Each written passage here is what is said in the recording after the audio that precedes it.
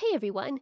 Today I'm sharing a process video for one of the layouts that I made for Elle Studio as their featured guest designer for the month of October. And I thought I would do a process video for this one specifically because I've done a similar layout for my December Daily 2021 album, and I had a couple of questions on how I did that, but I hadn't gotten around to filming a process video for that. So here is the process video for this one if you guys are interested. I'm going to be creating a 6x8 page for my Me, Myself, and I album. Again, the prompts are from Heba Alsibai or My Little Journal. And the prompt that I'm documenting today is your favorite spot at home. So I was really prompted to document this because of these cut files from Elle Studio. Every month they come out with new digital files, and I always love how simple and clean looking their cut files are. And I saw this one with the house shape and I thought it would be the perfect opportunity to document this prompt. So I cut that out on my brother's scan and cut machine, and I had just resized it so that it's slightly wider than 4 inches wide, and it's slightly taller than 6 inches tall. And that's because the journaling cards that I'm going to be hiding behind that house are going to be 4 inches tall, and I want them to remain hidden behind the house shape when I'm not looking at them. So I love the fact that the pattern papers from Elle Studio, these ones are from their Thankful stack. They are 6 inches wide by 8.5 inches tall, which is more than the height of a full page outside the page protector, but it's not quite as wide. So outside the page protector for a 6x8 album is usually 7 inches wide. So I just pieced together 2 pieces of pattern paper, the one with all the cozy fall related quotes on it, as well as that wood grain pattern paper. And because this is going to be a left-sided page in my 6x8 album, I am going to adhere the wood grain pattern paper onto the right side of that quote pattern paper, and then I'm going to punch my holes through that right side as well.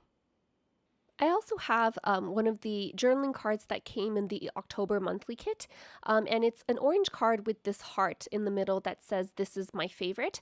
And so I thought that would be perfect to cut out and decorate the top of my house here. It kind of reminds me of like a chimney shape, just because it is a bit taller and it has that reaching right part of that heart that's reaching out towards the right side.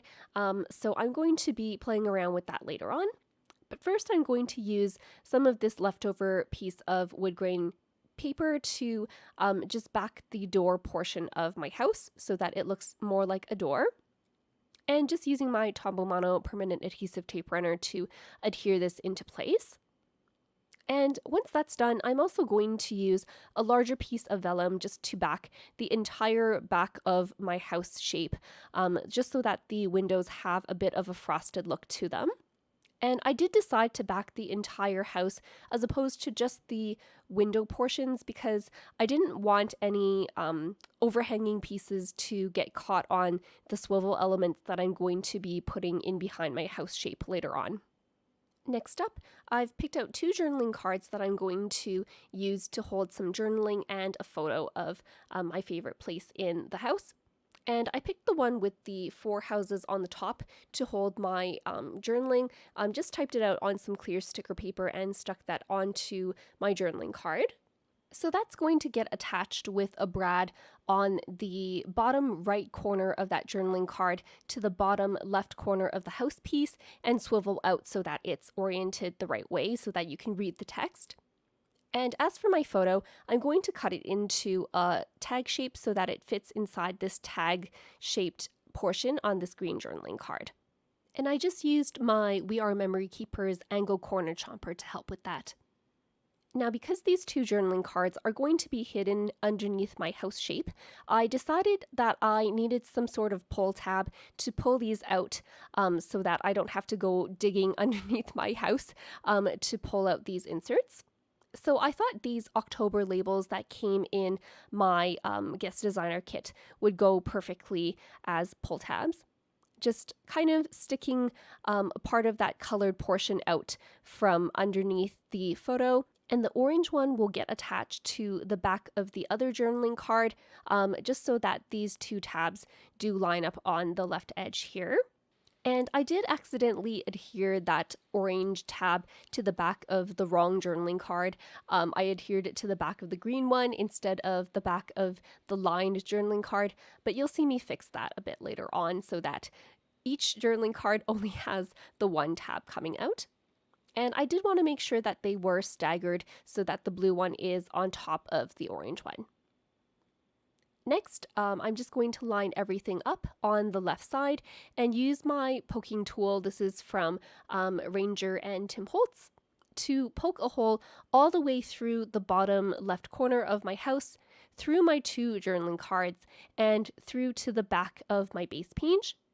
And I'm just going to run a brad all the way through and tape up the back just so that it's not poking out at any pages that might be behind it in my album. To secure this house shape into place, because I didn't want that to be swiveling around, I did put some tape runner along the top edges of that roof there, but I forgot to leave the top left portion open so that my little tabs can swivel in and out. So I just used my powder tool afterwards and kind of dabbed at the back of that left roof line to kind of remove some of that stickiness, and that seemed to work just as well. Next up, I'm going to start decorating my page. So I have there the orange heart that reads, "This is my favorite," and I'm going to adhere that to the top right part of my roof to kind of make it look like a chimney. And I'm also going to add some hearts here. These are from the chipboard houses sticker sheet. And those are going to kind of come out of this heart like smoke coming out of a chimney. And I did add one final heart to my door as well, just to kind of make this page a bit more cohesive.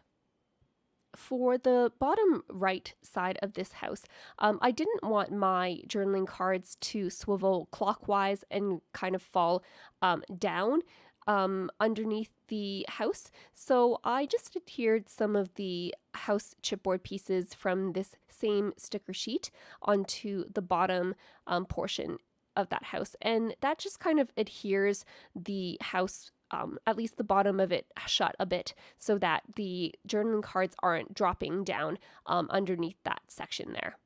After that, I'm using the Cozy Tile chipboard sticker sheet to spell the word home on the top of my house shape there. And I just love the way that this pattern paper matches the tones of this sticker sheet so well. The red really seems to blend in well with this pattern paper. Last but not least, I used a couple of sentiments from the Elle Studio Everyday Tabs stamp set to stamp a couple of sentiments onto those exposed edges of those pull tabs that I have. So I stamped the words "Love This" on the orange tab and "Real Life" on the blue tab.